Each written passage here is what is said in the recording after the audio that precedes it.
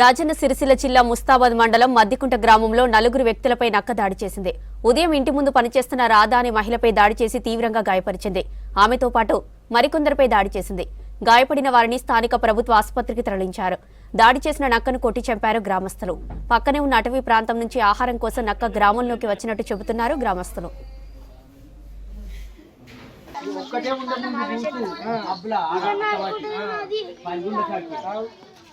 ఇప్పుడు ఆ మక్కలు లేవు నక్కలు లేవు. ఆ మక్కలు ఉన్నప్పుడు కాకులు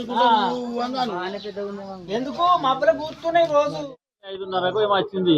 ఆమె పక్కన ఆమె వాకిలో వెళ్ళినప్పుడు వచ్చి ఆమె పెదవుని ఇట్లా కొరికినాక ఆమె మాట్లాడుతుంది. నేను పోయినా వచ్చి నన్ను కలిసింది. కలిసినాక ఎటు తెలియదు. ఆ ఊరికి మీరు కురికొచ్చింది. మీరు కురికాగానే ఆయన కడితో కొట్టే వరకు సౌండ్ వస్తే నేను పోయినా అన్నట్టు కడితో నేనే కొట్టి అక్కడికే కుక్క వచ్చింది.